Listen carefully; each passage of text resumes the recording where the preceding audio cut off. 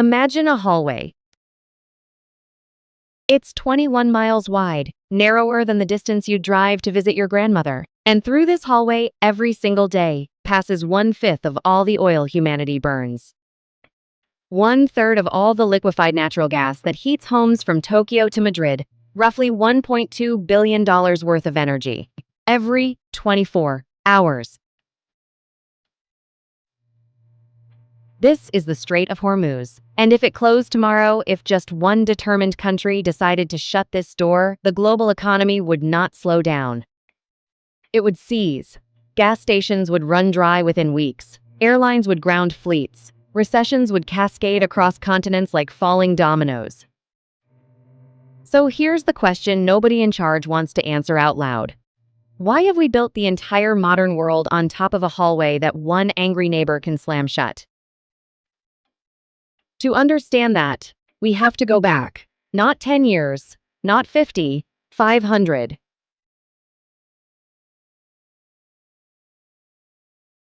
The year is 1507. A Portuguese admiral named Afonso de Albuquerque sails into the Persian Gulf with a handful of ships and a very big idea. Europe wants spices. Spices come from India. And if Portugal can control the choke points between India and Europe, Portugal controls the world economy. Albuquerque looks at a map and sees it immediately. A tiny island at the mouth of the Gulf, so perfectly placed that every ship carrying cinnamon, silk, and pearls must pass within cannon range of it.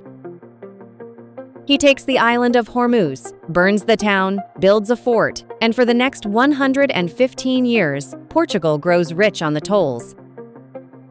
This is the first lesson of the Strait of Hormuz, and it has never changed. Whoever controls this hallway taxes the world.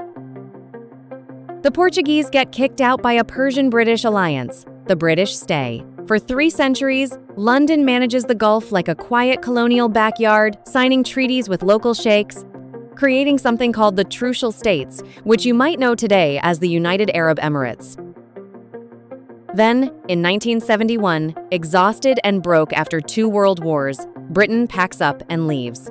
And this is the moment the modern story begins, because for the first time in 500 years, no single outside power controlled the Strait of Hormuz. That vacuum, it's still not filled.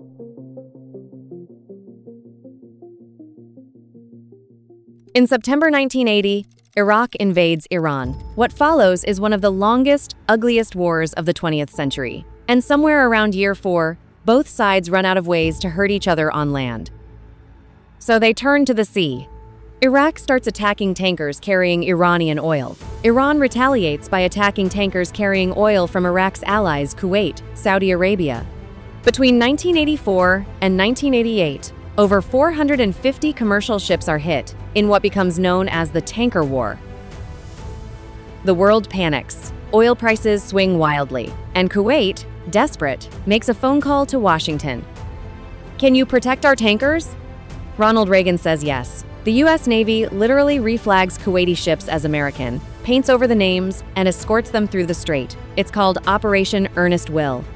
And it turns the Persian Gulf into a live-fire laboratory for a new kind of warfare. In 1987, an Iraqi missile hits the USS Stark. 37 American sailors die. In 1988, after a U.S. frigate strikes an Iranian mine, America destroys half the Iranian Navy in a single afternoon, Operation Praying Mantis, still the largest U.S. naval battle since World War II. And then, 4 months later, the tragedy that still poisons every U.S.-Iran conversation today. The cruiser USS Vincennes mistakes an Iranian passenger jet for a fighter plane and shoots it down. 290 civilians killed, 66 of them children.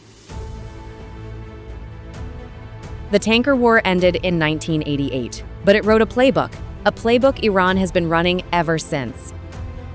Fast, cheap speedboats, sea mines you can't trace, tanker seizures timed for maximum diplomatic pressure, plausible deniability. When Iran seized the British tanker Stena Impero in 2019, or the Advantage Suite in 2023, they weren't improvising. They were reading from a manual they wrote in 1987. Since 1979, Iran has threatened to close the Strait of Hormuz roughly 24 times: 1984, 2008, 2011, 2012, 2018, 2019.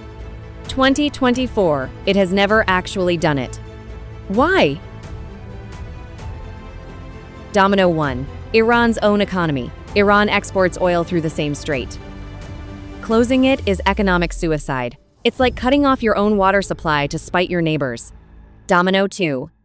China. China buys nearly 90% of Iran's oil exports. If Iran closes Hormuz, Beijing, Tehran's most important patron, loses half its imported crude overnight.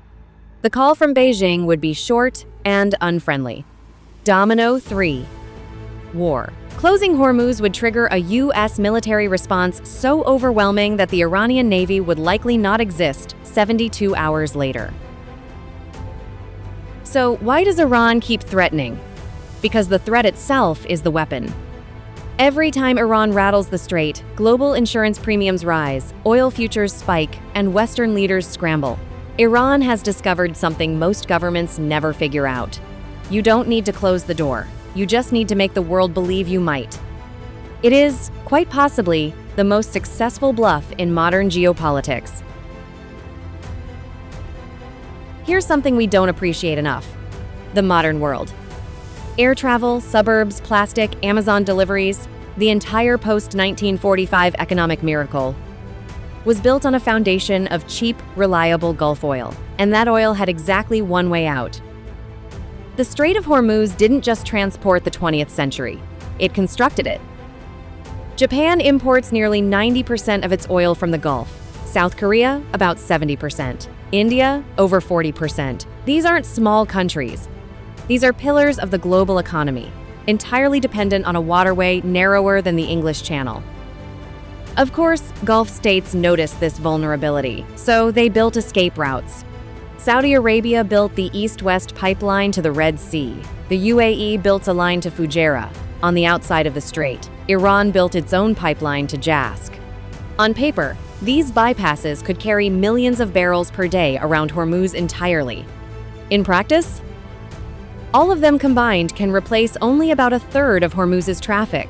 The world spent decades and hundreds of billions of dollars trying to escape this hallway, and it failed. Hormuz is not a logistics problem. It's a geography problem, and you cannot redraw geography. Here is the plot twist almost nobody talks about. In 2005, the United States imported about 2.5 million barrels of Gulf oil per day. Today, roughly 500,000. The American shale revolution made the U.S. the world's largest oil producer. America barely needs Hormuz anymore. But China?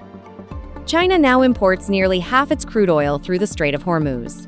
Beijing is more dependent on this waterway than Washington has ever been.